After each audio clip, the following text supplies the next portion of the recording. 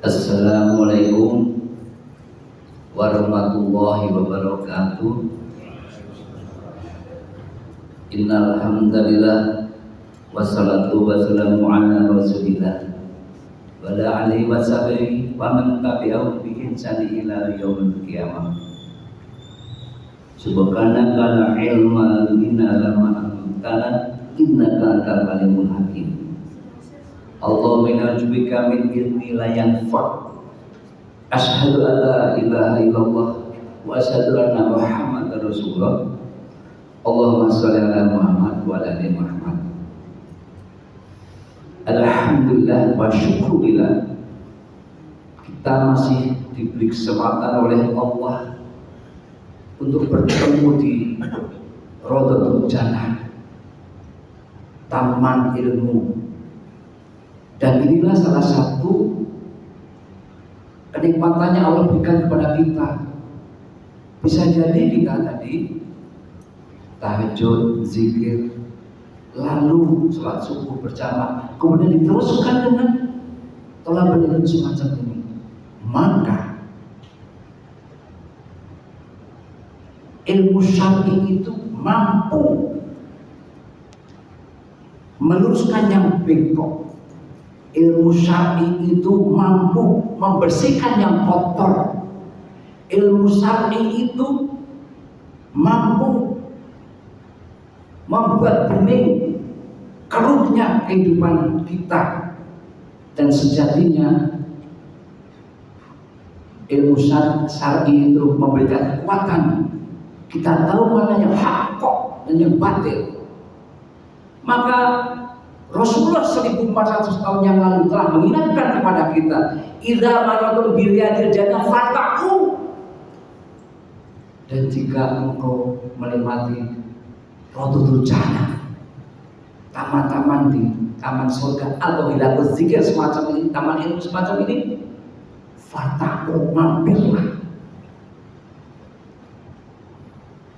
Salawat dan salam kita aturkan kepada uswatuna kita, Nabi akhir zaman, Nabi Muhammad Shallallahu Alaihi Wasallam.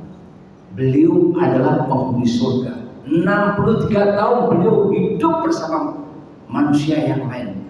23 tahun beliau menerima wahyu. 23 tahun beliau berdakwah, mendarmatkan kehidupannya, yang menyelamatkan manusia dari pinggir neraka menjadi ke jannah arduas samawati wal ard, yang seluas langit dan bumi.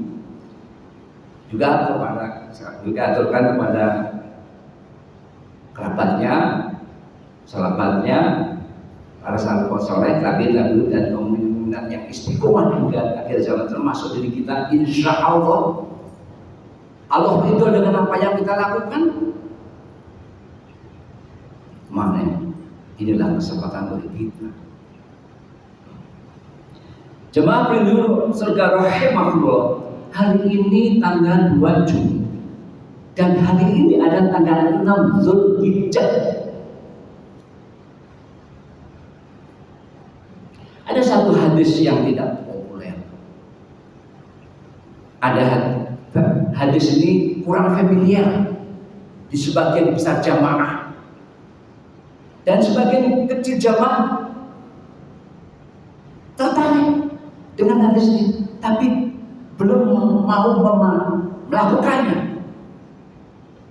Hadis ini disinggung oleh Ustaz Miftah pada hari Jumat yang lalu.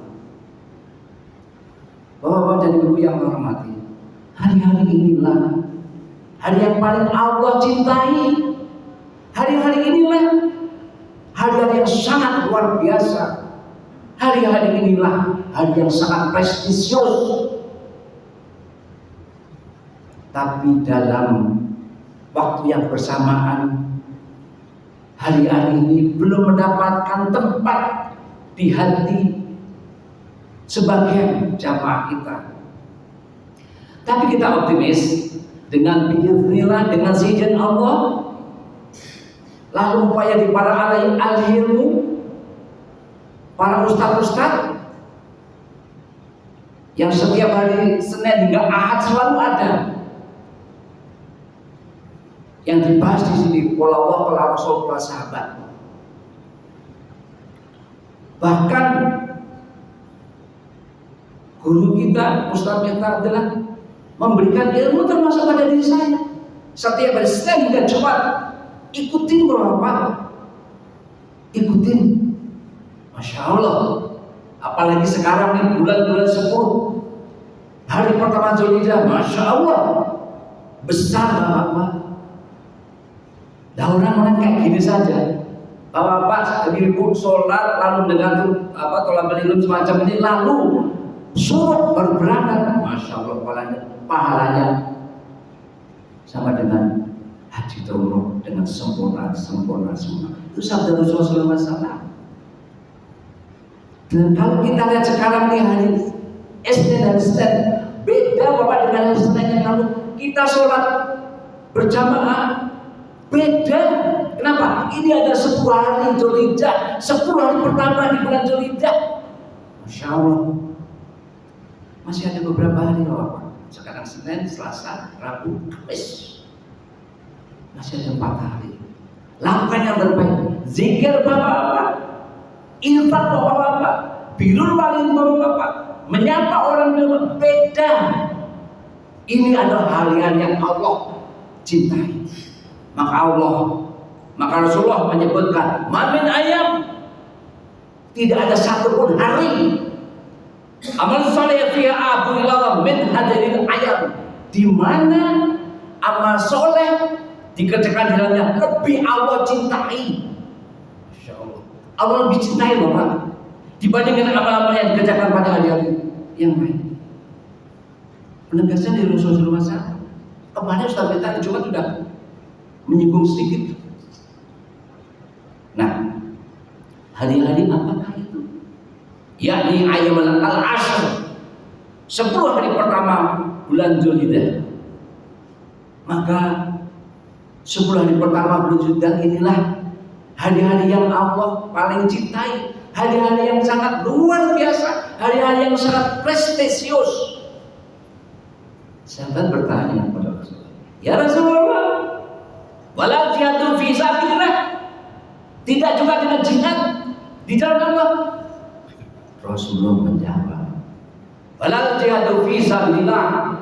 Tidak juga jihad di jalan Allah. Padahal Bapak, seutamanya jihad. Dalam hadis yang didapatkan dari salah satu sahabat Rasulullah SAW, Abu Hurairah radhiyallahu anhu, beliau berkata, perumpamaan orang yang berjihad di jalan Allah, perumpamaan jihad di jalan Allah, seperti orang yang puasa, seperti orang sholat dengan khusyuk dan dengan membaca ayat-ayat Allah. Dia tidak berhenti dari puasanya sampai orang yang berada di jalan Allah itu kembali. Seperti itu. Betapa besarnya manfaatnya bagi kita. Mumpung masih ada 4 hari ini, mari kita lakukan sama-sama. Zikir Bapak, Al-Quran, baca Al-Quran Bapak, infak Bapak berangkat atau Ibu berangkat atau ke kantor atau bekerja dengan nawati yang benar berbeda. Ikhwan fillah, azzakumullah. Tapi Rasul menegaskan, wala jihadu fi sabilillah. Dan Nabi mengecualikan ila rajulun kharaja fi nafsihi wa malihi, kecuali orang-orang yang keluar dengan jiwa dan hartanya. Mau kemana? Ke medan jihad tentunya. Walam ya'ti man dzalika bisyai'in, dan tidak satupun yang mati dan tidak ada yang kembali. Artinya mereka mati. Itu yang bisa mengalahkan 10 hari Zulhijjah. Masya Allah. Bapak bisa lakukan itu dengan bawa harta, badannya berjihad. Itu yang bisa mengalahkan. Sampai mati itu lah. Kalau nggak mati tidak bisa mengalahkan. Dalam hadis tersebut, Jabir radhiyallahu anhu meriwayatkan bahwa Nabi SAW bersabda, "Afdalu ayamid dunya al-aisyu." yakni al-ashr Dzulhijjah, hari-hari terbaik, hari-hari terafdal di dunia adalah 10 hari itu. Ini apa? Dari Rabu kemarin yang pakai Ramadan kultum sampai sekarang nanti hari Jumat. Oleh karena kita tidak heran ketika mayoritas utama tafsir menafsirkan surat Al-Fajr surat 8, 9 ayat 1 dan 2, wal fajr walayalin ashr, demi fajar, demi malam yang ke-10, yang dimaksud dengan malam yang ke-10 yaitu begitu istimewanya sehingga Allah pun bersumpah.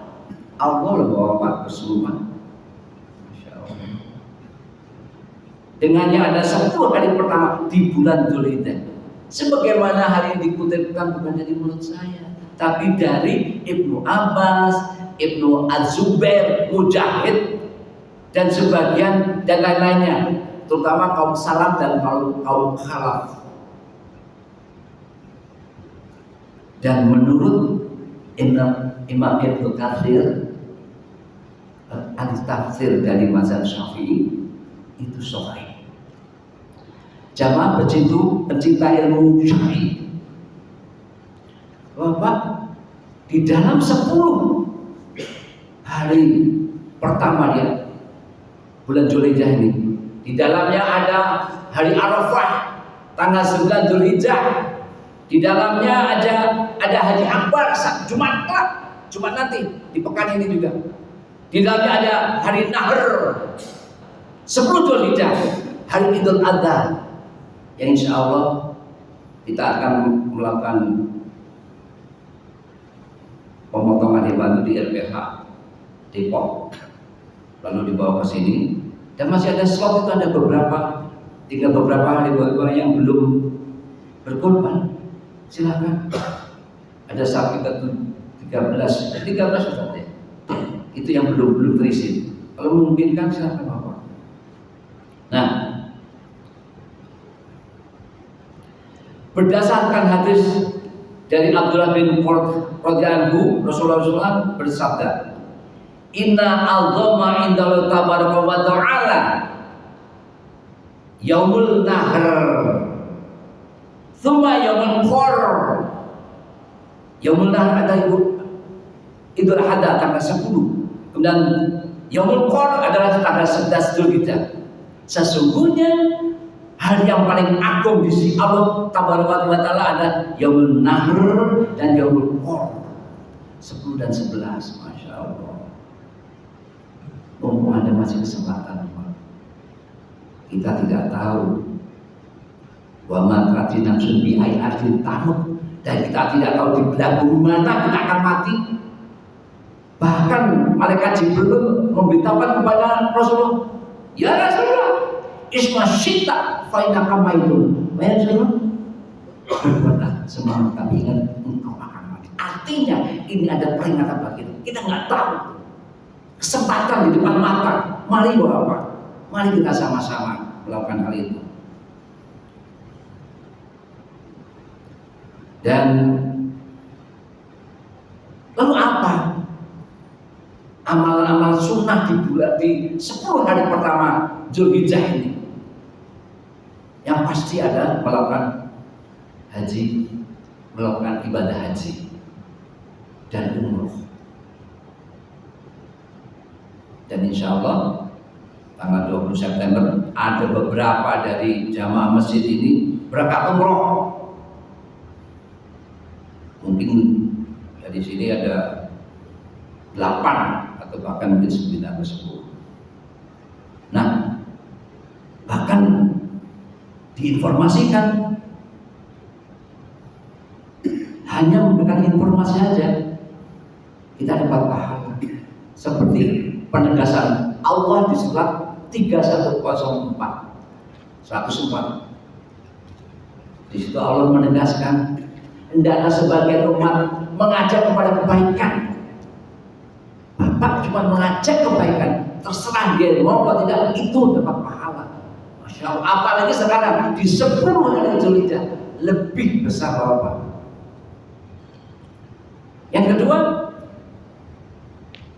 berpuasa amalan yang kedua. Kalau yang ibadah haji dan umrah mungkin tidak berpuasa. Dalam hadis riwayat Muslim nomor 1162, Rasulullah bersabda, "Siyamu yaumil Arafat," puasa pada Arafah tanggal 9 gitu tidak. Kalau hari Kamis berapa? Sekarang kan Senin, hari Kamis nanti. Ahtasabu Allah, aku berharap an yukafiru azanatil lati qublahu, dia akan menghapuskan dosa 1 tahun sebelumnya. Insyaallah. Dan wazanatalki badahu, dan 1 tahun setelahnya, setahun ke depan. Tapi kalau dosa-dosa besar ya harus apalagi kepada orang, ya minta maaf pada orang. Kemudian surat taubatan. Yang ketiga apa? Melakukan takbir dan zikir. Ada namanya takbir mutlak. Dimulai dari hari pertama Zulhijjah, yaitu tenggelamnya matahari di hari akhir Dzulqa'dah kemarin, sampai dengan hari Tasyrik, hari ketiga. Dan hari Tasyrik ini, Ustaz atau kita di masjid ini sudah kita lakukan. Yang belum ada mungkin untuk pribadi adalah melakukan takbir pada tanggal 1 sampai dengan tanggal hari ini, yaitu Allahu Akbar, Allahu Akbar, Allahu Akbar, La ilaha illallah, Wallahu Akbar, Allahu Akbar, walillahil hamd. Boleh dikumandangkan kapanpun, setelah sholat, sebelum sholat, pagi, sore, malam, setiap waktu, ketika lagi jalan, ketika lagi naik mobil, naik motor, naik angkot, naik sepeda, sok silahkan. Yang kedua adalah takbir muqayyad yang terikat dengan waktu, yaitu setelah wajib, setelah sholat wajib, setelah wajib sholat 5 waktu.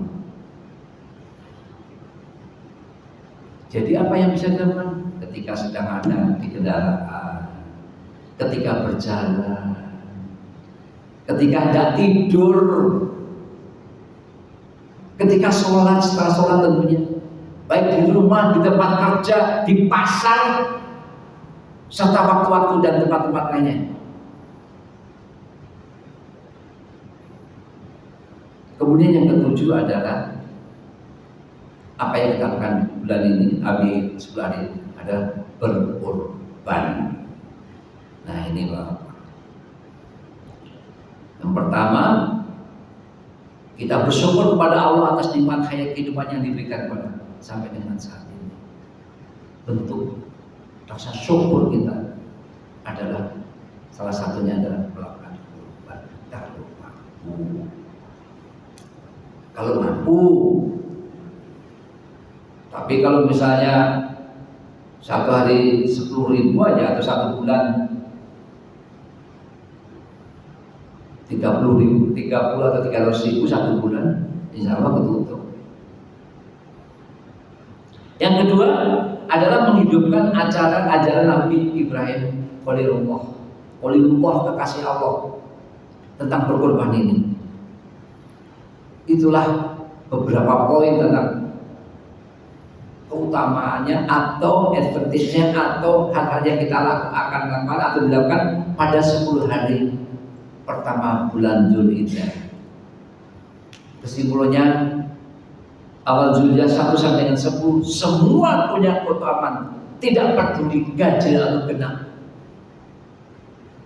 Ahabba ilallah, yang dicintai oleh Allah. Maksudnya jika kita sholat dengan ikhlas, maka status itu naik, tidak sekedar sholat, tapi sholat yang Allah cintai. Jika kita infak dengan ikhlas, maka tidak hanya sekedar infak, tapi infak yang ahabba ilallah, yang Allah cintai. Jika kita qiraah Al-Quran dengan ikhlas, maka tidak hanya sekedar baca Al-Quran, tapi baca Al-Quran yang ahabba ilallah, yang Allah cintai. Untuk itu Bapak, mumpung masih tanggal 6 Dzulhijjah, Saya peringatkan pada diri saya, bukan juga bapak-bapak. Mari kita lakukan kesempatan ini. Jangan sampai bicara tahun depan. Saya kan tidak tahu, tidak bisa. Kita tidak tahu bagaimana rezeki jodoh pertemuan moto Allah yang punya, kita nggak tahu. Sampai kapan kita lakukan begini? Hatta tak tiakal yakin, dan sampai kapan? Sampai datang kepadamu yang diyakini apa? Mati atau ajal. Semua bermanfaat, terutama untuk hamba yang tahu itu. Walau walam bisawab, al-haqqu wal batil. Aku nanti minal mumtarin, berada rohmu dan janganlah kamu termasuk orang yang ragu-ragu. Mari kita tutup dengan doa kafaratul majlis. Subhanallah wa bihamdihi, asyhadu an la ilaha illa anta, astaghfiruka wa atubu ilaik. Assalamualaikum warahmatullahi wabarakatuh.